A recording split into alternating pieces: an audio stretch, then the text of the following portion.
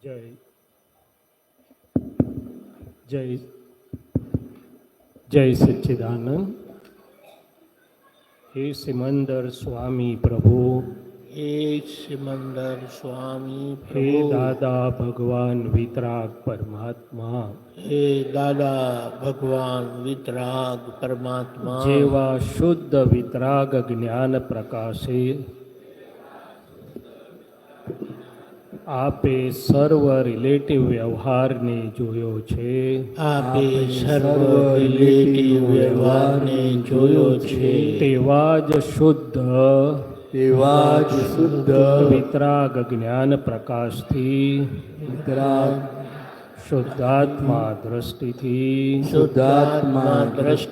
આંતરબાહ્ય સર્વ રિલેટિવ વ્યવહારને જોવા જાણવાની આપની દ્રષ્ટિ જ મારી દ્રષ્ટિ રહે. આપનો સ્વભાવ તે જ મારો સ્વભાવ રહે. આપનો સ્વભાવ તે જ મારો સ્વભાવ રહે. આપનું જ્ઞાન દર્શન અને ચારિત્ર આપનું જ્ઞાન દર્શન અને ચારિત્ર એ જ મારું જ્ઞાન દર્શન અને ચારિત્ર રહે. એ જ મારું જ્ઞાન દર્શન અને ચારિત્ર રહે. આપનું તપ તપ જ અમારું તપ રહે. અમારું તપ રહે. એવી અમારી પર પરમ કૃપા કરજો. એવી અમારી ઉપર પરમ કૃપા હું કરજો. શુદ્ધાત્મા છું. હું શુદ્ધાત્મા હું છું. શુદ્ધાત્મા છું. હું શુદ્ધાત્મા હું છું. વિશુદ્ધાત્મા છું. હું વિશુદ્ધાત્મા છું. પરમ જ્યોતિ સ્વરૂપ સિદ્ધ ભગવાન છું. હું પરમ જ્યોતિ સ્વરૂપ સિદ્ધ ભગવાન છું. હું વિજ્ઞાન સ્વરૂપ છું. હું વિજ્ઞાન સ્વરૂપ હું છું. કેવળ જ્ઞાન સ્વરૂપ છું. હું કેવળ જ્ઞાન સ્વરૂપ છું. જય સચ્ચિદાનંદ. જય સચ્ચિદાનંદ. સવારથી કંઈ વાત કરવી હોય તો કરજો. એ આવે ત્યાં સુધી આ ચાલેલી પ્રક્રિયાની થોડીક આપણે સારાંશ કરીએ. શુદ્ધાત્મા દ્રષ્ટિ પ્રાપ્ત છે. વ્યવહાર નિરંતરનો છે, અંદર અને બહાર. આ ફાઇલ એક ઇન્વોલ્વ હોય કે ના હોય, પણ 5 ઇન્દ્રિયોમાંથી જોવાય છે, સંભળાય છે, એટલે એને અંદર ઊભું થાય એટલે વ્યવહારમાં આવ્યા જ. અંદર જે પણ કંઈ ઊભું થયું એટલે વ્યવહાર ઊભો થયો આપણો. બહારનો વ્યવહાર મહત્ત્વનો નથી. મારો ફાઇલ એકનો અંતસ્કરણનો વ્યવહાર જ મહત્ત્વનો છે. એટલે 2 વસ્તુ મને સમજાય આપ જે બધું ચાલતું હતું કે એક છે જેમાં જે ફાઇલ એકને અસર ઊભી થાય છે તો એ મારી ફાઇલ એક એટલે પ્રકૃતિને ઓળખવાનો મને સ્કોપ છે. કઈ માન્યતા છે, કઈ ગાંઠ છે. ડિરેક્ટ એને સ્પર્શતો હોય, ડિરેક્ટ એને ના પણ સ્પર્શતો હોય. શું છે? પણ જે એક જ પ્રસંગ જોઈએ છે આપણે, તો આપણે 5 જણને જુદી જુદી અસર થશે. કેમ? તો કે બધા જુદું જુદું લાવ્યા છે. એટલે એક તો મને એ સ્કોપ મળે છે. જોવું જાણવું તો આપણે ઘણું બોલ્યા, પણ જોવું જાણવું શું છે? તો કે ફાઇલ એકના અંતસ્કરણમાં અસર ઊભી થાય છે એ મને જ્યારે સમજાય પૂરેપૂરું કયા આધારે છે, એટલે બધું જ સમજાય.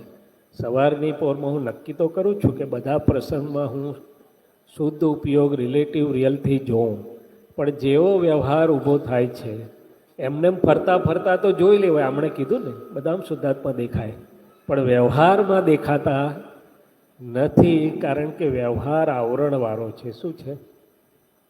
તો ત્યાંથી મારી ભૂલ મને ખબર પડે કે ભાઈ આ રિલેટિવ રિયલ શુદ્ધાત્મા જોવાતું નથી, હું શુદ્ધાત્મા રહેવાતું નથી. વ્યવસ્થિત સારું છે સમજવા માટે, બરાબર છે. પણ તો કે હવે ભાગ ક્યાં આવ્યો? પુરુષાર્થનો ભાગ કયો છે? શુદ્ધાત્મા રહેવું એ પણ બરાબર છે કે ભાઈ અસરથી મુક્ત એવો હું શુદ્ધાત્મા છું. શુદ્ધાત્મા રહ્યા ક્યારે મને જે સમજાય છે તો કે એક તો ફાઇલ એકનો મારો જે બિલીફનો, હમણાં બિહારીયાને જે કહ્યું, બાંધીભારે ઘણું કહ્યું. હવે દાખલા લઈએ આપણે. દાદાએ બહુ સાદો દાખલો આપેલો કે બિલાડી ઉંદરની પાછળ પડી છે તો પેલા ઇમોશનલ થાય છે. શું થાય છે? કોક બચાવવા પણ દોડશે. બચાવવા નહીં દોડવું એવું નથી કીધું, જો એનો બીજો અર્થ ના કરતા. પણ કેમ? તો કે અંદર અરેરાટી થઈ છે. શું થયું છે? અને મહાવીર બેઠા છે તો પેટનું પાણી હાલતું નથી. એનો અર્થ એવો નથી કે મહાવીર બેવના હિતમાં નથી, પણ એ શું જુએ છે? તો કે શુદ્ધાત્માના કર્મના ઉદયમાંથી બેવ કાયમ માટે કેવી રીતના છૂટે. શું છૂટે? ફરક ક્યાં પડ્યો પુરુષાર્થમાં? તો કે સમજની શ્રેણીમાં. એમણે એ બી કહ્યું કે સમજ એક્ઝેક્ટ થશે, પણ સમજ એક્ઝેક્ટ મારી દરેક પ્રસંગમાં થાય કેવી રીતે એ તો મારે પાછું તપાસ કરવાની ને, કે એનું પ્રમાણ શું થઈ કે ના થઈ. પ્રમાણ શું? તો કે અસરમાંથી હું મુક્ત થાવ. આપણે બોલ્યા, ઘણી વાર બોલ્યા, સંજોગોને વિતરાગ દ્રષ્ટિથી વિતરાગ ભાવે જોવાની શક્તિ આપો. પણ વિતરાગ ભાવ એટલે શું? મને કંઈ લાગતું વળગતું નથી એવું છે? તો કે એવું નથી મારું. તો કે લાગતું વળગતું છે એવું છે? તો કે એવું નથી, બેની વચ્ચે છે. શું છે? તો કે સમજ જેમ, તો કે પુરુષાર્થ મારો ત્યાં થાય છે. 5 આજ્ઞા બરોબર છે, પણ 5 આજ્ઞા તો આપણે બધાએ એપ્લાય કરીએ છીએ, બોલીએ બી છે, કદાચ અવકાશે એપ્લાય પણ કરીએ છીએ, છતાં મારી સમજને મહાવીરની સમજમાં ફેર રહે છે, છતાં મારી સમજને દાદાની સમજમાં ફેર રહે છે. શું રહે છે? આ એક સ્થૂળ દાખલો લીધો. હવે આપણે સૂક્ષ્મ દાદાના અને મહાવીરના અને બીજા દાખલા જોઈએ. દાદા ભગવાન આપણા બધા જોડે રહ્યા. દાદા ભગવાનને આપણું બધાનું બધું દેખાતું હતું. શું દેખાતું હતું?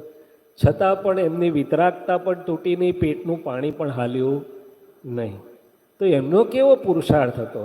તો કે શુદ્ધાત્મા દ્રષ્ટિ બરોબર, પણ વચ્ચે તો હતું ને એમને આપણા કરતાં ઘણું વધારે હતું. હરીશભાઈ, આપણને તો સામે આવે ત્યારે થોડુંક સમજાય છે કે આ બરોબર નથી. એમને તો આર પાર દેખાતું હતું ને 3 કાળનું દેખાતું હતું. આગળ આવનારું પણ દેખાતું હતું. શું દેખાતું હતું? આગળ આવનારું પણ દેખાતું હતું એમને. છતાંય કઈ દ્રષ્ટિ વચ્ચે પુરુષાર્થ, એટલે કે ઇન્ટરીમ ગવર્મેન્ટ 356 વાળા ભાગમાં કઈ લેવલ ઉપર લઈ ગયા સમજણને? તો પહેલાં તો શું કહ્યું? પહેલાં તો બુદ્ધિનું બારણું વાસી, જોતા નથી કોઈનું પૂદગલનું વર્તન, આપણી ખુશીમાં પોતે થયા રાજી, સંયોગાનુસાર વર્તે છે શીલવંત. પરીક્ષા મને આવે છે, ઘણી બધી આવે છે. જે જેટલો જાગ્રત એટલી એને આંતરિક માથાકૂટ વધારે આવે. શું આવે? પોતાની જાતને પહેલું સમાધાન આપવાનું. તારે મહી રહીને સંયમ હશે તો વાણી એવી નહીં નીકળે, નહીં તો ક્યારેક તો નીકળી જ જાય.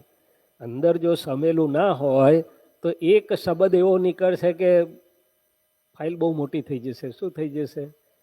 તો કહે છે કે એમણે બધું દેખાતું હતું. એટલે કે ને, સહુના દ્રવ્ય મન ભાવો નિરીક્ષક વાંચી જાણે છે, છતાંય બાંધેના અભિપ્રાય મહિલી મુક્તિમાં. એ તો કર્યું. તો કે આટલેથી અટકી ગયા? આ બીજો ભાગ છે. તો કે ના, મારું સમાધાન આપીને કાર્ય પૂરું નથી થયું. મારું જે સંજોગમાં હું આવ્યો, ડાયરેક્ટ ઇનડાયરેક્ટ, જ્યાં સુધી આ મનવાણી કાયનું શુદ્ધાત્મા સંપૂર્ણ વિતરાગ નથી થયો, ત્યાં સુધી બીજી ફરજ છે જે દાદાએ સુપેરે નિભાવી. કઈ ફરજ છે? તો કે એમનાથી થતું તો એટલું બાહ્ય અને આંતર પ્રયોગથી શુદ્ધિકરણ સામેવાળાનું કરાયું, શમન બધું થયું. શું થયું? કશાયો શમ્યા. પોતે તો હતા જ નહીં એમાં, પણ જે આવ્યા, લડતા ઝઘડતા આવ્યા તો દાદાની હાજરીમાં શમી ગયા. શું થઈ ગયું? અને દાદાએ પ્રતિક્રમણ કરીને ભવના વેરે છોડાઈ દીધા એમના. આ બીજો ભાગ છે. હું ખાલી એમ બોલીને બેસી રહું કે મેં તો 5 આજ્ઞા પાડીને મેં તો શુદ્ધાત્મા ભાવે જોયું, એટલાથી વાત પૂરી થઈ જતી નથી. જો મારી પાસે કંઈક પણ છે, બહારની ક્ષમતા ના હોય તો અંદરની તો છે ને. કમસે કમ પ્રાર્થના કરવાની ક્ષમતા છે. દાદાએ કહેલું છે, દાખલો અધૂરો છોડી દેવાય નહીં. કંઈ ન આવડે તો છેલ્લે પ્રાર્થના પણ કરજો. શું કરજો? હા, તો પછી મને અંદર સમાધાન મોટા ભાગનું રહે કે ઓકે ભાઈ, મારાથી થયું એટલું. નહીં તો મેં કમસે કમ કન્ટિન્યુઅસ પ્રાર્થના કરીશ. ક્યાં સુધી? જ્યાં સુધી એ સંજોગો માને સમાધાન, તમે જે કહો છો ને, ખૂંચે છે. ડેફિનેટલી આપણે આ સંઘમાં દાખલા તો કેટલી જગ્યાએ છે, એક જગ્યા નથી. આ તો ઘરમાંય હોય ને બહાર પણ હોય. આપણે હખણા ફાઇલ એકને કદાચ હખણી રાખી ગમે તેમ કરીને, એ પૂરેપૂરી હખણી તો નથી રહેતી અંદર. જ્યાં સુધી બધી બધા સ્પંદનો છે, બિલીફો છે, પણ છતાં તો બીજામાં પણ તમે આવ્યા છો ને આપણે સંજોગમાં, તો કે છે કે બહાર પ્રાર્થના કરજો, તમારી હાજરી એવી રાખજો, તમારું અંદરનું શુદ્ધાત્મા પ્રેમ સ્વરૂપ એવું રાખજો, કંઈ પણ રાખજો ને છેલ્લે પ્રાર્થના કરજો. શું કરજો? તો એ ખૂંચતું બંધ થશે, નહીં તો ખૂંચતું પૂરેપૂરું બંધ મને એવું લાગે છે થતું નથી. કોઈ પેશન્ટ આવ્યો પછી મેં કહ્યું આમ તેમ કરીને જા ભાઈ, એટલે મારું કામ પૂરું થઈ જાય છે? નથી થતું. જ્યાં સુધી એ હરખો સાજો ના થાય અથવા મારાથી ન થતો હોય તો એને પ્રોપરલી ગાઈડ ના કરી દઉં. એટલે કે અંતસ્કરણ જ્યાં સુધી એનો રોલ પૂરેપૂરો જવાબદારીપૂર્વક, હા આપણી પાસે ઉપયોગ છે, 5 આજ્ઞા છે, પ્રાર્થના છે, બધા ઉપાયો છે, પણ એ બધા વાપરીને જ્યાં સુધી હું એમાં બીજો ભાગ પૂરો ના કરું અને પછી આવ્યો કે જેટલું જેમ મહાવીર રહ્યા, જેમ દાદા રહ્યા, એમ અંદર ખાને હું કેટલું વિતરાગ એટલે કે મારી દ્રષ્ટિમાં કેટલું ચોખ્ખું રહે છે કે એ પ્રસંગનો તાંતો કે છાયો બીજી મિનિટે મારી પર રહે છે. મારે તો કલાકો રહે છે યાર વિપુલભાઈ, હું બોલતો નથી, પ્રેમ બી જાળવી રાખું, અભાવ પણ ના થવા દઉં, પણ દ્રષ્ટિમાં જે ફેર પડી ગયો ને એ જતો રહે છે? નથી જતો રહે. તો બીજે દિવસે મળું તો પણ દ્રષ્ટિ જરાક બદલાયેલી રહે છે. શું રહે છે? અને દાદાની દ્રષ્ટિ તો વળી નાખે તોય બીજી મિનિટ એવી ને એવી હતી. તો કે આ આખો આંતર પુરુષાર્થ એ સમજણવાળા ભાગ હવે વ્યવસ્થિત કોને લાગુ પડે છે? હેપનિંગ ને ડિસ્ચાર્જ મિકેનિકલ પાર્ટને લાગુ પડે છે. શૈલેષનો ભમરડો ફર્યો એ વ્યવસ્થિત, સામેવાળાનો ભમરડો ફર્યો એ વ્યવસ્થિત, પણ એની સમજણ વ્યવસ્થિતને આધીન છે? ના, એ પુરુષાર્થને આધીન છે, અંતરાત્મ ભાગને આધીન છે. 5 આજ્ઞા તો બેઝિક માળખું છે. શું છે? એટલે જેને જેટલી ફાઈ ત્યાં જે સમજણ વાપરીને આપણે અજ્ઞાનમાંથી પૂર્ણ જ્ઞાનમાં લઈ જઈએ, એક પ્રસંગની સમજણને એક જ પ્રસંગ લઈએ તો ત્યાં આપણું આ પૂરું થયું મને સમજાય છે. શું સમજાય છે? એટલે દાદા કે મહાવીરની હાજરીમાં એ બધું બન્યું. શું બન્યું? મહાવીર વિતરાગ રહ્યા ખરા, પણ એકલા વિતરાગ નથી રહ્યા, કરુણા સાથે રહ્યા છે. એટલે ગૌશાલક ફર્યો છેલ્લે. શું થયું? એમને એમ નથી જતા રહ્યા કે ભાઈ તું તારું જાણ ને હું શું કરવાનો, તો હું તો વિતરાગ છું. ના ના ના, વિતરાગ હતા, પણ વિતરાગની હાજરી એવી હતી કે પેલો નું હિત સચવાઈ જાય. શું સચવાઈ જાય?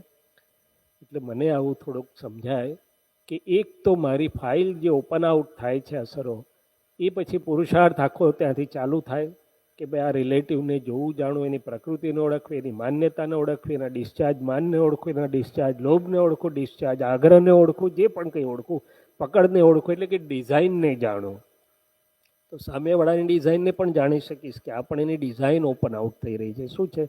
અને એ બધા પછી મારે અંતરમાં એટલું ચોખ્ખું રાગ કરવું પડે કે ભલે સહજ ક્ષમા ના વર્તે, પણ ઉપાય કરીને તો ક્ષમાના રોલમાં આવું કે એ મને વળગેલું ના રહે કે આમ કર્યું, હું શું કરું, જા હવે તમે તમારું કરજો, તારે વ્યવસ્થિત તમને પાઠ ભણાવશે, કુદરત પાઠ ભણાવશે, હું તો પ્રાર્થના કરું છું તમારા કલ્યાણ માટે. ના, એમાં પણ ખૂટતું છે. શું છે? કેમ? તો કે મારું અંદર હજી પૂરું ચોખ્ખું થતું નથી. હવે આગળ વાત કરો. એટલે કે પુરુષાર્થની જે વાત છે એમાં ફાઇલ એકના બધા ઘણા ફેસેટ છે. આજ્ઞા શુદ્ધ ઉપયોગ તો છે, પણ બેની વચ્ચે જે આખો ભાગ છે આ બધું શું છે? તો કે સમજણ ફેરવવા માટેનું જ બધો સ્વાધ્યાય છે કે જે સમજણ વચગાળાના ભાગની છે કે જે ફાઇલ એક એટલું જ કે છે મને સમાધાન આપો. શું કે છે? મને સમાધાન આપો, એવી રીતે આપો કે હું પણ આ બધામાં એવું થઈ જાય કે ફાઇલો આપમેળે સંભાવથી નિકાલ થઈ જાય. શું થઈ જાય? બોલો. અને તપ, મને એવું લાગે છે કે તપ એટલે કે થોડુંક જે આપણે શું કહીએ કે મથામણ કે જરાક ભાર કે જરાક કષ્ટ ક્યાં સુધી લાગે છે? દર્શન અધૂરું છે ત્યાં સુધી. દર્શને પૂર્ણતાને શુદ્ધ દશાને પામે એટલે સમાધાન આપી દે તો પછી તપ આનંદમાં પરિણમી જાય. શું થઈ જાય? પણ ત્યાં સુધી તપ કરવું પડે છે. તપ છે, મારે તપ કરવાનું એટલે સુધારવું, એ બધું એ ભાર એટલે છે, પણ એ ખોટું નથી, એ સ્ટેપ્સ છે. પણ એ સ્ટેપ્સ ક્યાં સુધી? તો કે જ્યાં સુધી મારી સમજણ, આ બિહારી આનંદજીએ બધું ઘણી વાત કરી, સમજણ પણ કઈ સમજણ, કેવી રીતે એપ્લાય કરવું? એમ આજે ઘરમાં જ છું અને બે ફાઇલો વચ્ચે કંઈ થઈ રહ્યું છે અને મારાથી કશું થઈ શકતું નથી અને મને અસર બી થાય છે, ત્યાં મારો આખો પુરુષાર્થ કઈ રીતે હોય? એમ તો કે પહેલાં તો મારી ફાઇલને ઠેકાણે રાખવી પડે. શુદ્ધાત્મા બેવના વાદી પ્રતિવાદી બેવ ને શુદ્ધાત્મા જોતા જોતા અંદર હખણું કરું, પછી દાદાને સંભાળું, દાદાને પ્રાર્થના કરું, શુદ્ધાત્મા કેટલું બધું, તોય પણ પૂરું થશે એવું કંઈ ગેરંટી? પણ એ પ્રયોગ તો ખરો ને મારો. ચાલો, જય સચ્ચિદાનંદ. આ હમણાં અક્રમ વિજ્ઞાન આવ્યું હતું ફેબ્રુઆરી માર્ચનું લેટેસ્ટ. એમાં શૈલેષાનંદજી તીર્થંકરના ઘરની જ આ વાતો, પેજ નંબર 18, એમાં એમ કીધું છે, એક પેરેગ્રાફ છે, એનું નામ અક્રમ, પેરેગ્રાફનું હેડિંગ છે, મહી અંતઃકરણ તન્મયાકાર થઈ રહ્યું છે, તેને આપણે જાણવું પડે ને જોવું પડે ને. મહી અંતઃકરણ તન્મયાકાર ના થાય તો કોઈ કાર્ય જ ના થાય. તન્મયાકાર તો થવું જ જોઈએ ને. અમે અહીં ગાડીમાં આવવા નીકળીએ એટલે અંદર બધું તન્મયાકાર જ હોય ને, પણ અમે જોઈએ ને જાણીએ, અમે છૂટા રહીને કામ કરીએ. તમારાથી એટલું બધું કામ ના થાય, પણ તમને લક્ષ્ય રહ્યા કરે કે હું શુદ્ધાત્મા છું. કોઈ ફેરો લક્ષ્ય ભૂલી જવાય તો પ્રતીતિ રહ્યા કરે. બાકી મહી અંદર બધું ચાલ્યા જ કરે, આપણે જોયા કરવાનું. આમાં એક્ઝેક્ટ તન્મયાકારપણું એટલે ચિત્તનો ભાગ કેવા માંગે છે દાદા? બહુ સરસ ચિત્તની વાત લાયા ને આખો ફાઇલ એ ચિત્તના લેવલ ઉપર જ છે. ચિત્ત મુખ્ય ભાગ ચિત્તનો છે, બે છે વસ્તુ. હવે આ જે તન્મયાકારની વાત કરી એટલે કે ફાઇલ એક, જે અવસ્થામાં એને જવાનું, આજે ગાડી મારે ચલાવવાની, બેસવાનું, તો એ ફાઇલ એકનું પાર્લામેન્ટ, જે મિકેનિકલ પાર્લામેન્ટ કહેવાય છે, નિશ્ચેતન ચેતન જે છે એ ઓટોમેટિક એમાં આવે જ. કોઈ પણ તમે રસોઈ બનાવો તો ભલે સામાન્ય ભાવ, પણ અંતસ્કરણ એમાં ના આવે અવસ્થામાં, ત્યાં સુધી અવસ્થા પરિણમે નહીં ને. હવે બીજો ભાગ કયો છે? તો કે શુદ્ધ ચિત્ત, હું શુદ્ધાત્મા થયેલો છું, તો ઘણી ખરી અવસ્થામાં હું જુદો રહી શકું. ગાડી ચલાવતા ચલાવતા ચંદ્રકાંતભાઈ કહેલું, ગાડી ચલાવનાર ચલાવે છે, હું શુદ્ધાત્મા જાણું છું. પછી સ્પાઇનલ લેવલ ઉપર એટલે કે ઓટોમેટિક ચાલતી હોય. આપણે જોતા હોઈએ કે ભાઈ આ પેલા કટ માર્યો તો ઊંચો નીચો થયો, કોણ થયું તે આપણને દેખાય, ભાઈ અકળામણ થઈ જાય તે દેખાય. શું દેખાય? કે હારા સમજતા જ નથી યાર. પણ એ જોઈ શકાય એવું છે. કેટલીક અવસ્થા એવી છે કે તીવ્ર, ધારો કે હું સર્જરી કરતો હોઉં તો સર્જરી પહેલાં દેખાય ને પછી દેખાય, પણ સર્જરી વખતે તો પ્રતીતિ જ રહે ખાલી. શું રહે? કારણ કે એમાં ચિત્તનું ખૂબ એક્ટિવ ઇન્વોલ્વમેન્ટ જરૂરી છે. શું છે?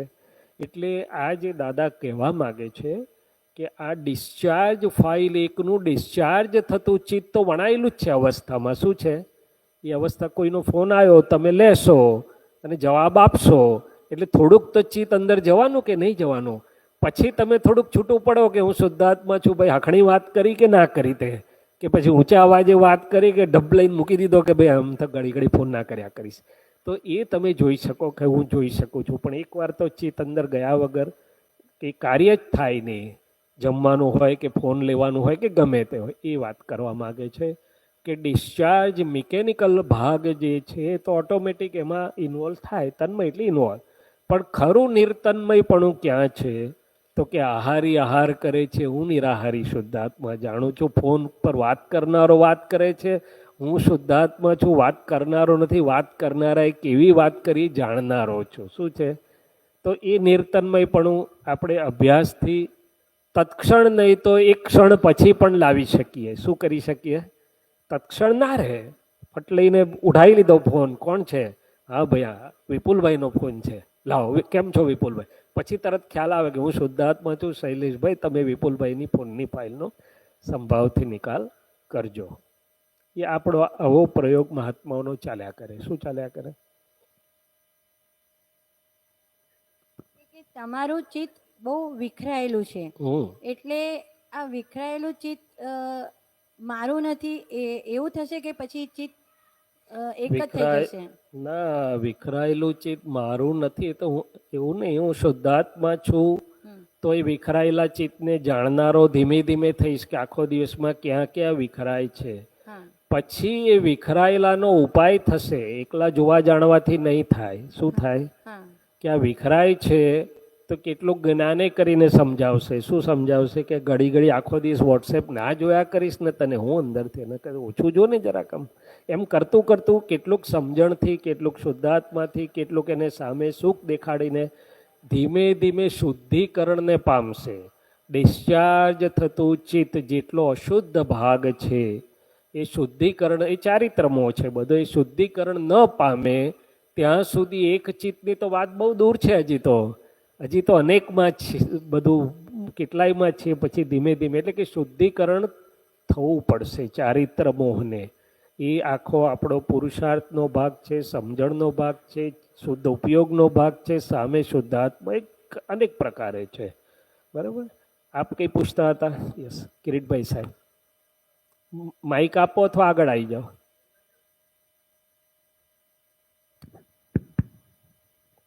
જય સચિદાનંદ. આપે કહ્યું ને કે મહાવીર સાહેબ વિતરાગ હતા, એની સાથે કરુણા હતી. એ કરુણા ધીરે ધીરે ડ્રોપ થાય, અને થાય તો ક્યારે થાય? ડ્રોપ એટલે માત્ર વિતરાગ રહે ના, એ કરુણા સતત એની સાથે હોય, સિદ્ધ ગતિમાં પણ હોય ના. સિદ્ધ ગતિમાં કરુણા નિષ્કરુણા કશું, એ તો એબ્સોલ્યુટ થઈ ગયા. એ કરુણા મારી સમજ પ્રમાણે ક્યાં સુધી હોય? તીર્થંકરત્વ વાળો દેહ જ્યાં સુધી કાર્યકારી છે, છેલ્લા પરમાણુ સુધી, ત્યાં સુધી એ કરુણા એને રાખવી છે એવું નહીં. એ દેહની સાથે પોતે તો કેવળ જ્ઞાનમાં સ્વભાવમાં છે, પણ આ દેહ જે કલ્યાણ સ્વરૂપ છે તીર્થંકરનો કે જ્ઞાનીનો, ત્યાં સુધી એ પરમાત્માનો પ્રકાશ બહાર આવીને જે કામ, બહાર એટલે કે બહાર જે બીજા નિમિત્ત માટે કામ કરે છે, એ કયા ભાવે કામ કરે? તો કે કારુણ્ય ભાવે. શું કરે? કારુણ્ય ભાવે. દેહ છે ત્યાં સુધી. દેહ છે ત્યાં સુધી.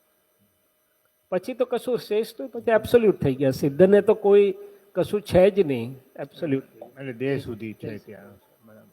દેહ છે ત્યાં સુધી. જય સચિદાનંદ. જય સચિદાનંદ. અને છેલ્લો દેહ સંપૂર્ણ વિતરાગ પરમાત્મા જેમાં પ્રગટ થયેલા છે.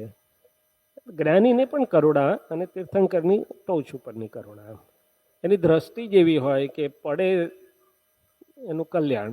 માઇલો સુધીનું. પણ કોક બહુ ગાંગડું હોય, આપણા જેવા રહી જ ગયેલા ને, આપણે તીર્થંકરોની સભામાંથી બી પાછા અહીંયા આવ્યા એટલે રહી જાય. પણ ટૂંકમાં એને કરુણા એટલે કે પૂતગલના બધા જાડા ખંખેરાઈને એના શુદ્ધાત્મા ભગવાનને સ્પર્શે, પ્રગટ થાય, એનું એ લેવલ પર હોય. એટલે સમજણની જે વાત કરતા હતા આપણે બધી, હવે ગજેશુ કુમાર છે ને નેમિનાથ છે, આપણી સમજણ કેવી હોય હોત તો ખબર પડતે તો આપણે ગજેશુ કુમારને હંતાડી દેત, 4 રક્ષક મૂકી દેત, 4 હિતેચ્છુ મૂકી દેત કે ભાઈ એને બચાવીએ. બચાવત ને, ખોટું નહોતું. આપણે હિત માટે કે આપણે સ્વાર્થ માટે બી નહીં કરતે, પણ એક વ્યવહારની એક લેવલની આપણી સમજણ હોત. શું હોત? હવે નેમિનાથની સમજણ કેવી થઈ? તો કે એને જોયું તો કે ભાઈ તું આ મોટો પરીક્ષા આવે ને એટલે કેવળ જ્ઞાન સ્વરૂપ થઈ જજે એટલે સીધું મોક્ષ છે. એટલે એની સમજણ એ લેવલમાં ગઈ. શું લેવલમાં ગઈ? પોતાનું તો ના હાલ્યું, પણ પેલાને હાલતો અટકાવી દીધો. શું કર્યો? સીધો મોક્ષ છે. એટલે આ કહેવા માગું છું કે આ જે સમજણની શ્રેણીઓ છે, પહેલું તો પોતાનું અહિત ના થવા દે, પછી સામેવાળાનું અહિત ના થવા દે, એમ કરતું કરતું સર્વોત્કૃષ્ટ હિતના લેવલ પર જાય. શું જાય? સર્વોત્કૃષ્ટ હિત. એટલે આવા બધા દાખલા તો આપણી પાસે ઘણા બધા છે. એમ દાદાની હાજરીમાં ઘણા બધા લોકો આવ્યા. એટલે કે છે ને, અપરાધક અનપરાધક થઈ જાય. એમ શું થઈ જાય? બધા અપરાધ ધોઈ ગયાના જ્ઞાની ચરણે અનંતા જન્મોના કાળા 14 કર્મફળ. આપણી સમજણ કેવી હોત? મારે તો પહેલા મારું હાંકડું રાખવા માથાકૂટ કરવી પડે કે હારો આવું બધું કરીને અહીંયા આવું બધું કરે છે ને આવું બધું લાયો છે. આજે કહે છે ને ખૂ છે, ત્યારે એમની સમજણ કેવી હતી? અહીંયા આવ્યો એટલે ફાઈ ગયો, તરવાનો થયો. શું થયો હરીશભાઈ? આપણે એમની ફરક શું? તો કે અહીંયા આવ્યો એટલે તરવાનો થયો. સારું થયું અહીંયા આવ્યો, આવો કચરો લઈને ધોવાઈ જશે. શું જ થઈ જશે? તો જોવામાં જ ફેર જ છે ને. પણ એકલું પાંચ આજ્ઞામાં છેલ્લી વાત છે. પાંચ આજ્ઞા શું છે? એ પાંચ આજ્ઞામાં એક્ઝેક્ટ વર્તું એ છેલ્લી વાત છે. વચ્ચે આ સ્ટેશન મારી સમજ પણ આવા સ્ટેશન છે. જય સચ્ચિદાનંદ.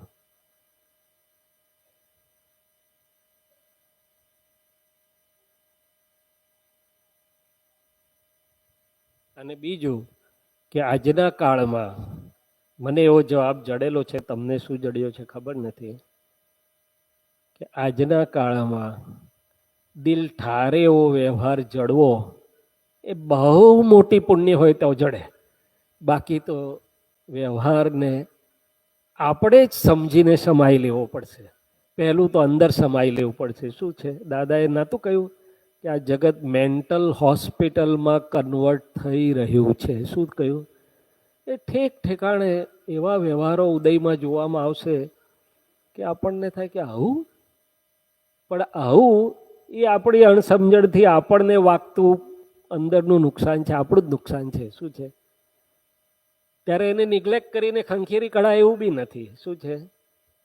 એને જોવાની દ્રષ્ટિ આપણે કેળવી અને શક્ય હોય તો હિત જળવાય આપણું અને અન્યનું, એવી રીતે જેટલું રહેવાય એ આપણો પુરુષાર્થ એવું લાગે મને.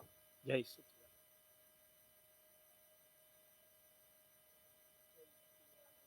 જય સચ્ચિદાનંદ. ક્યાં ગયા?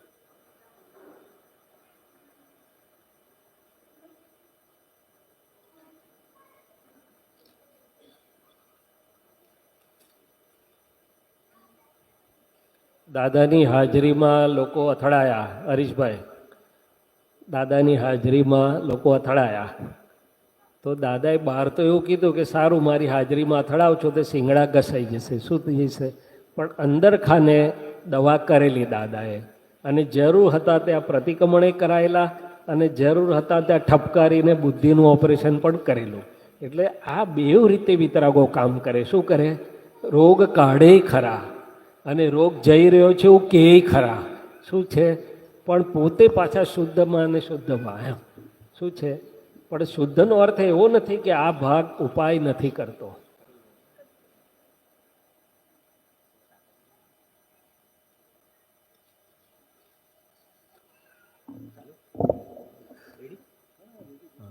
જય સચ્ચિદાનંદ.